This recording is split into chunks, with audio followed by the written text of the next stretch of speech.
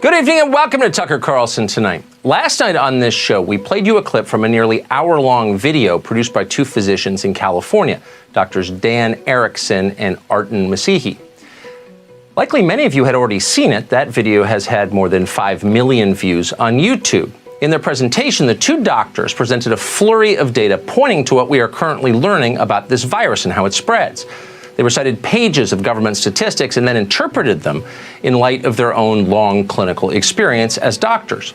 At one point, they noted that the newly adjusted death rate in their state of California, which is much lower than anyone expected it to be, and they asked if government officials there should change their policies based on this new science. Watch. We've seen 1,227 deaths in the state of California with a possible incidence or prevalence of 4.7 million. That means you have a 0.03 chance of dying from COVID-19 in the state of California. 0.03 chance of dying from COVID in the state of California. Does that necessitate sheltering in place? Does that necessitate shutting down medical systems? Does that necessitate people being out of work? So whatever your view of the mass quarantines, and maybe you're enthusiastically for them, the questions you just heard are valid questions. In fact, they're critical questions. We should all be asking those questions, including and especially our policymakers.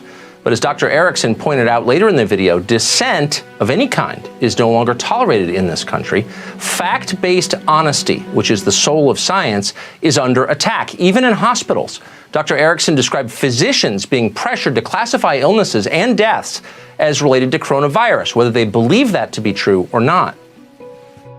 We aren't pressured to test for flu, but ER doctors now, my friends that I talk to say, it's interesting, when I'm writing up my death report, I'm being pressured to add COVID. Why is that? Why are we being pressured to add COVID to maybe increase the numbers and make it look a little bit worse than it is? I think so. So what you just heard, what Dr. Erickson described, is called lying. And lying has no place in science ever. It's scary to think it takes place on a large scale in hospitals. He says it does. Viewers of Erickson's video were shocked and transfixed by this. They forwarded the video to friends who forwarded it on to their friends. And suddenly, millions of people who have spent the last 6 weeks on a diet of Tiger King and internet memes were watching sober-minded medical researchers reading from charts of statistics. It's hard to recall a science video taking off like this one did. Not everyone was impressed by it. Some criticized the doctor's policy conclusions, and of course that's fair. Good people have different opinions. We're not entirely certain what the perfect response to this pandemic is. Nobody is certain. There's no objective answer at the moment. At best, we can plod along with open minds and good faith. More informed debate is exactly what we need to make wise decisions going forward. Unfortunately for all of us, informed debate is exactly what the authorities don't want. They want unquestioned obedience, so they're cracking down on free expression. Last night, the doctor's video, the one you just saw, was pulled off of YouTube, the largest video hosting site in the world. It wasn't an accident. YouTube admitted doing it. The company cited a violation of, quote, community guidelines, and they did not apologize. Looking back, when all of this is finally over, and it will be, it's likely that we'll see this moment, what YouTube just did, as a turning point in the way we live in this country, a sharp break with 250 years of law and custom. The two doctors' video was produced by a local television channel in California. It was, in effect, a mainstream news story. The video was not pornographic. It didn't violate copyright or incite violence or commit libel. It didn't break any law. The only justification for taking it down was that the two physicians on screen had reached different conclusions from the people currently in charge. It was a form of dissent from orthodoxy. YouTube and its parent company Google have now officially banned dissent. The CEO of YouTube admitted that openly.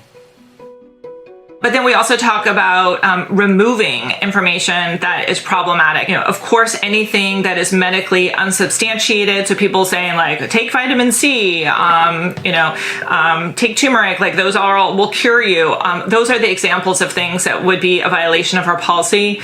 Anything that would go against World Health Organization recommendations would be a violation of our policy. And so remove is another really important part of our policy. Good. You're not just putting the truth next to the lie. You're taking the lie down. That's a pretty aggressive approach. We're removing, quote, anything that would go against World Health Organization recommendations. It'll now be taken off the internet. Consider that for a minute.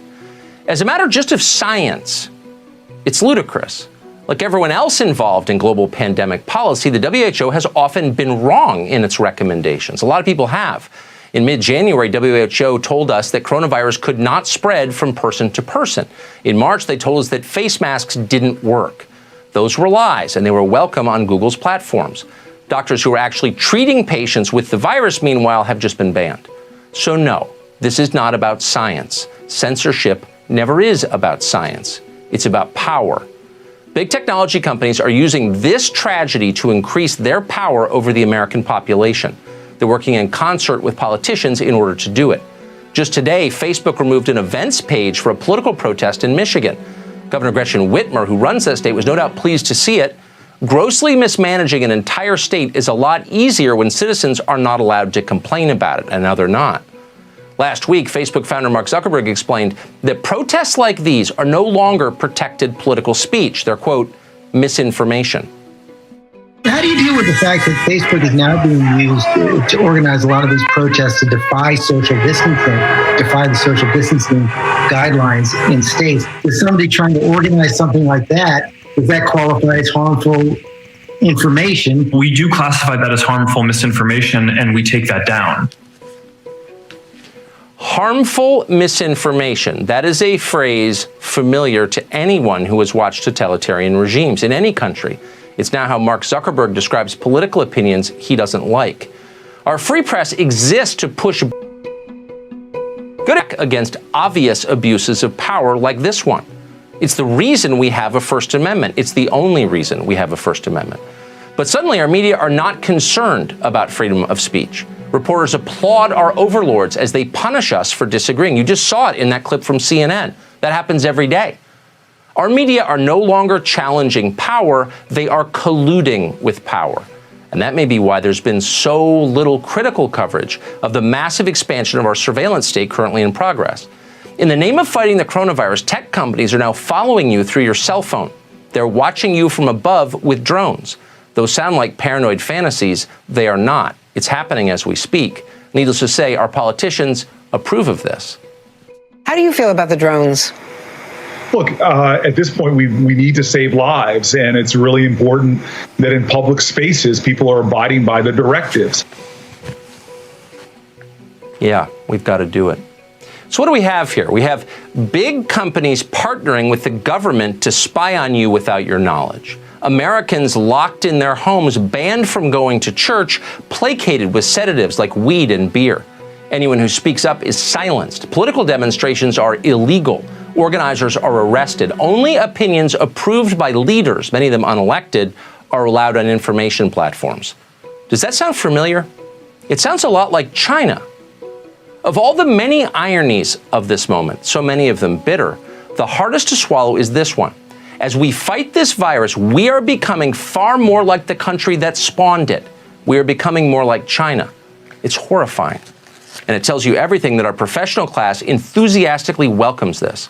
Over the weekend, The Atlantic magazine published an article by two academics calling for an end to freedom of speech in America. Their model for an ideal system, the totalitarian government of China. Good. In the debate over freedom versus control of the internet, China was largely correct and the U.S. was wrong, end quote. You ought to read the whole thing. Truly, you should. It's the future. We could quote from it from the rest of the show, but we'll give you just one more. Quote, significant monitoring and speech control are inevitable components of a mature and flourishing internet, and governments must play a large role in these practices to ensure that the internet is compatible with society's norms and values. End quote. Norms and values. Whose norms and values? Well, our leaders' norms and values, of course, but mostly their interests. Those in power are the ones our professional class seeks to protect, not the rest of the country. Freedom of conscience never endangers the public. It only threatens the powerful. It endangers their control. It hinders their ability to dictate election results, to loot the economy, to make policies based on whim for their own gain. No wonder our leaders have done such a poor job protecting us from China. They're on the same team. Dave Rubin is the author of the fantastic new book, Don't Burn This Book. It came out today. We're happy to have him on tonight. Dave, thanks so much for coming on tonight. Thanks, Tucker. Good to be with you. Good to have you. Do you notice that the norms and standards, to quote The Atlantic, of American life seem to have changed overnight, and all of a sudden, we are being told we must accept things that would have been completely unimaginable 2 months ago? Well, Tucker, there's so much to talk about here. First off, I didn't realize I was going to be on a sci-fi show tonight, but we are entering a dystopian future. We are entering an authoritarian future because, as I've said to you before, authoritarians love authoritarianism. So they're taking this opportunity when we're all confused, we're all locked at home. The only way we can communicate with each other is through their pipes, is through YouTube and Facebook and Twitter and everything else. And they're actually finally saying to us, this is who we are. I mean, the Atlantic is ridiculous. I don't know anyone that reads it anymore. But the bigger issue here is the YouTube, Twitter, Facebook component of it, because we are now saying to them, or they're saying to us, we're going to tell you what's true. And if you dare go against what we say is true, not necessarily what is true, but what we say is true, then we're going to boot you. So, of course, the other part of this is that it will always only be one side that gets booted here. I mean, is Facebook running around and is Twitter and YouTube running around? Are they taking away all the Russian collusion videos that were up over the past couple of years? I'm pretty sure MSNBC has a YouTube channel that still has videos on it. I mean, that was pushing lies and misinformation and propaganda. So we need to debate these things. If I was to interview these two doctors that you showed the video of, would my channel be deleted? Am I not allowed to talk about that? Is that not what science and open inquiry really is about, that you test theories and then you find out what actually is true? And as you pointed out, and this may be the most important part, it's not as if the WHO is infallible. They were literally just a few weeks ago telling us not to wear masks. Now, by law, I tried to go to CVS yesterday and I wasn't going to wear a mask. I was just going to run in and out. And it said in the front of the store, it said, by law, you have to wear a mask. So it's not as if these people have some total stranglehold on truth that the rest of us have to bow to unless they force us to. And unfortunately, big tech has got us now more than ever because we're all trapped at home and it's the only way we can communicate. So no one in science has a monopoly on the truth. Science, in fact, is a rejection of the idea that there is a monopoly on truth. It's the endless search for what we can prove. That's what science is. This has nothing good to do with it. You introduced as a hypothetical the notion that you could be deleted your channel for hosting this video. I'm not sure that is hypothetical anymore. And my question is very simple. How long before they come for you? You just wrote a book called Don't Burn This Book. How long before they come for the show? Sincere questions. Yeah, at some level, I don't want to think about it. But, Tucker, you've written a couple of books, and you know that the publishing process takes quite some time. So I finished this book back in July. But I'm very proud that the ideas that I present in Don't Burn This Book are more relevant now than they even were then, because I talk about big tech, I talk about fake news, all of the things that we're constantly talking about. And am I worried? Yeah, I'm worried. I mean, look, everyone should be worried. Everyone should be worried. This is why I started Locals.com, my tech company, because I think we need digital homes. Anyone that's online and you think that YouTube or Facebook or Twitter is there to protect you, you're the product. I mean, these things are free, except free, meaning they just took your soul in exchange for it. We should own our data. You should own your own content. We need to start rethinking everything. I mean, I think this is why I'm actually quite enthused about the world right now, as depressing and upsetting as some of the news is.